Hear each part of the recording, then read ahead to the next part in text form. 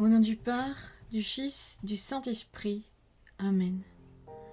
Seigneur Jésus, tu connais mon inconstance et mon infidélité. Tu sais combien je suis faible. Alors je demande en ton nom que notre Père céleste envoie son Esprit pour que quotidiennement je puisse entreprendre la lecture du catéchisme de l'Église catholique et que mon cœur s'ouvre à la tradition enseignée par ton Église, ma mère. Que je puisse ajuster toutes mes actions et mes œuvres à son enseignement. Mon Jésus, avec confiance j'abandonne la constance et la fidélité de toute la démarche entre tes mains.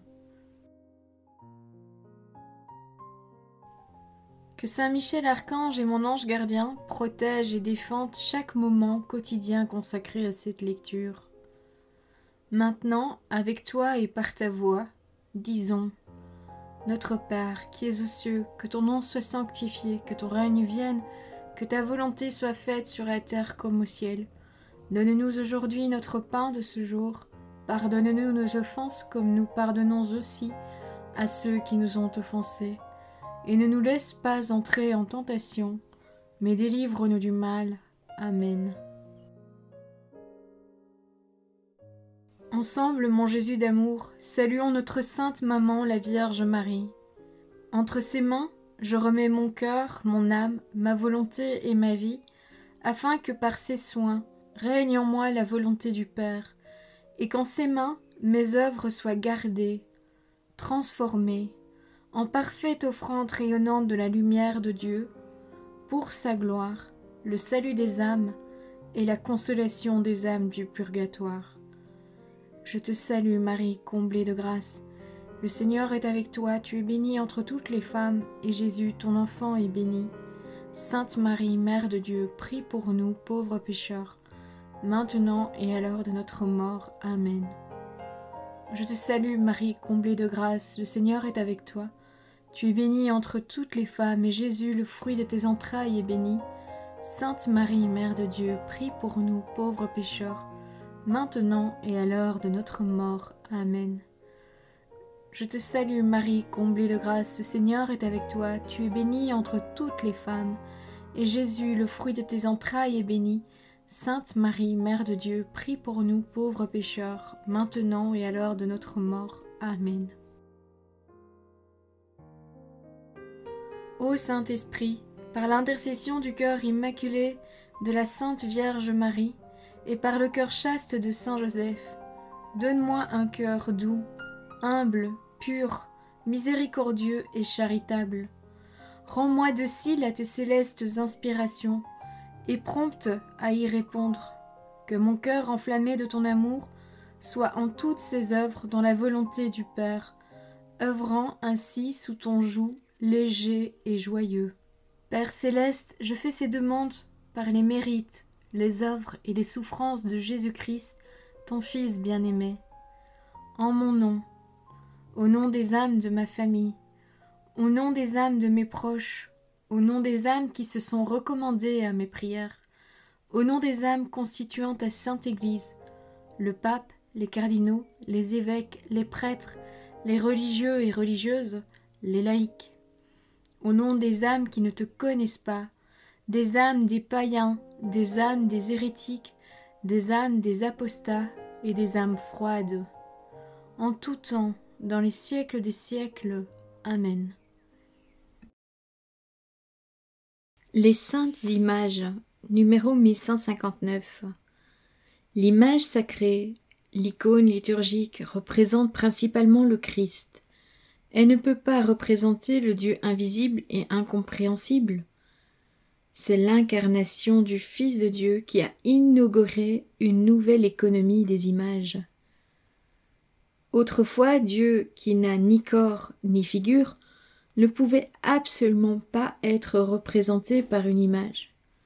Mais maintenant qu'il s'est fait voir dans la chair et qu'il a vécu avec les hommes, je peux faire une image de ce que j'ai vu de Dieu. Le visage découvert, nous contemplons la gloire du Seigneur. Selon saint Augustin. Numéro 1160. L'iconographie chrétienne transcrit par l'image le message évangélique que l'Écriture sainte transmet par la parole. Image et parole s'éclairent mutuellement. Pour dire brièvement notre profession de foi, nous conservons toutes les traditions de l'Église écrites ou non écrites qui nous ont été transmises sans changement.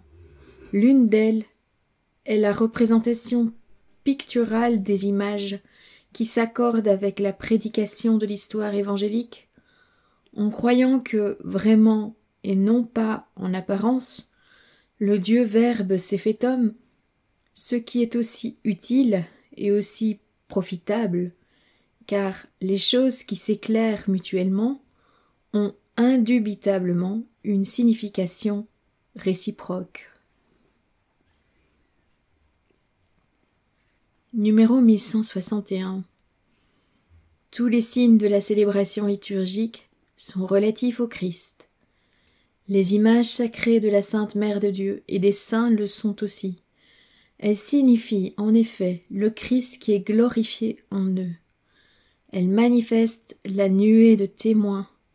Voir la lettre aux Hébreux chapitre 12 verset 1.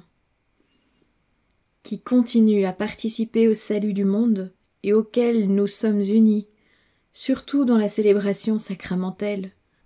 À travers leurs icônes, c'est l'homme, à l'image de Dieu, enfin transfiguré à sa ressemblance, qui se révèle à notre foi, et même les anges, eux aussi récapitulés dans le Christ.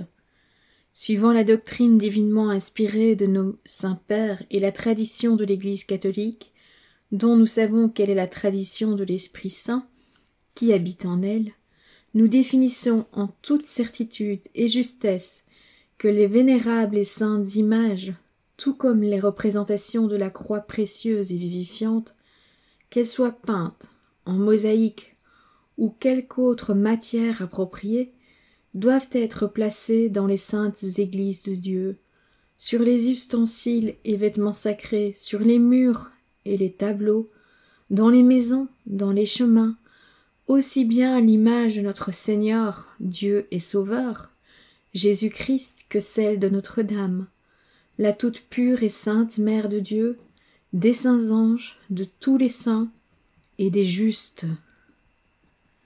Concile de Nicée 2. Numéro 1162. La beauté et la couleur des images stimulent ma prière. C'est une fête pour mes yeux, autant que le spectacle de la campagne stimule mon cœur pour rendre gloire à Dieu. Saint Jean Damascène. La contemplation des icônes saintes unies à la méditation de la parole de Dieu et au chant des hymnes liturgiques entre dans l'harmonie des signes de la célébration pour que le mystère célébré s'imprime dans la mémoire du cœur et s'exprime ensuite dans la vie nouvelle des fidèles. Troisième point. Quand célébrer? Le temps liturgique. Numéro 1163. Notre Mère, la Sainte Église, estime qu'il lui appartient de célébrer l'œuvre salvifique de son divin époux par une commémoration sacrée, à jour fixe, tout au long de l'année, chaque semaine, au jour qu'elle a appelé jour du Seigneur. Elle fait mémoire de la résurrection du Seigneur qu'elle célèbre encore une fois par an, en même temps que sa bienheureuse passion par la grande solennité de Pâques. Et elle déploie tout le mystère du Christ pendant le cycle de l'année. Tout en célébrant ainsi les mystères de la rédemption, elle ouvre aux fidèles les richesses des vertus et des mérites de son Seigneur. De la sorte, ces mystères sont en quelque manière rendus présents tout au long du temps. Les fidèles sont mis au contact avec eux et remplis par la grâce du salut. Numéro 1164.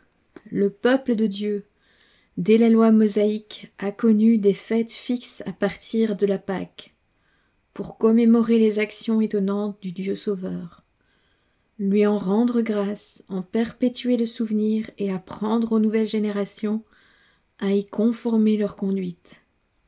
Dans le temps de l'Église situé entre la Pâque du Christ, déjà accomplie une fois pour toutes, et sa consommation dans le royaume de Dieu, la liturgie célébrée à des jours fixes est toute empreinte de la nouveauté du mystère du Christ.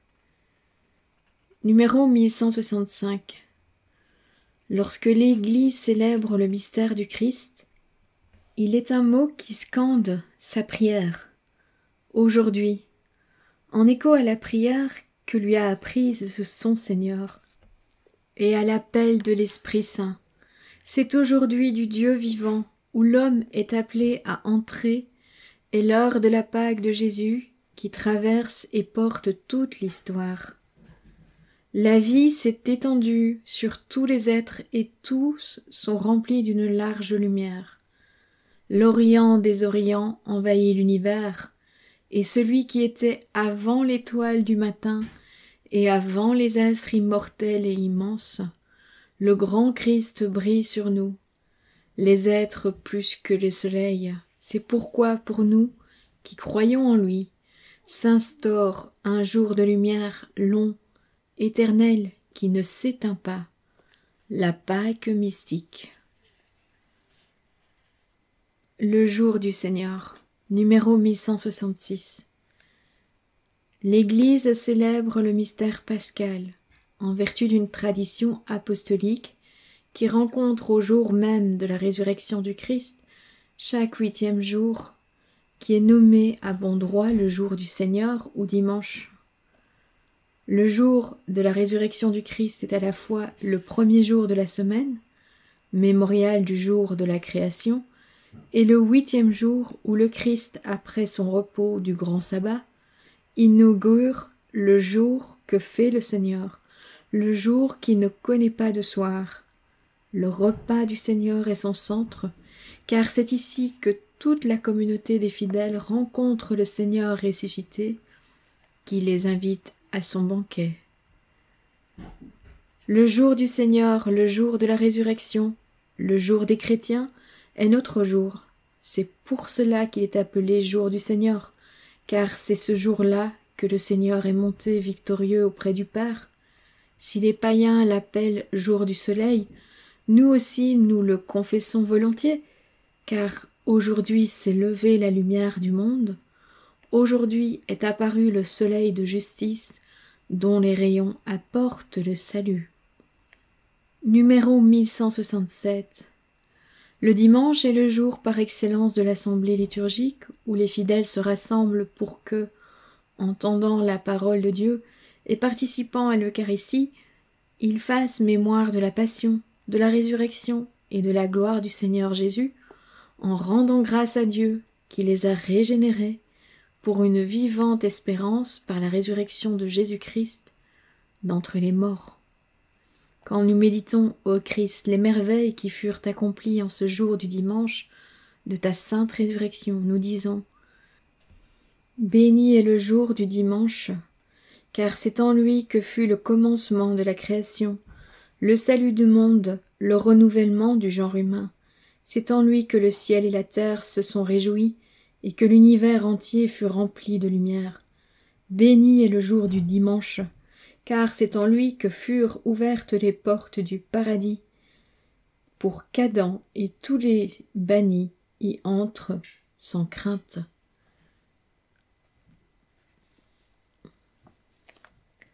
Voilà, c'est tout pour aujourd'hui. Je vous souhaite à tous une bonne et sainte journée. Que le Seigneur nous bénisse tous et que votre ange gardien veille bien sur chacun d'entre vous. Au nom du Père, du Fils, du Saint-Esprit. Amen.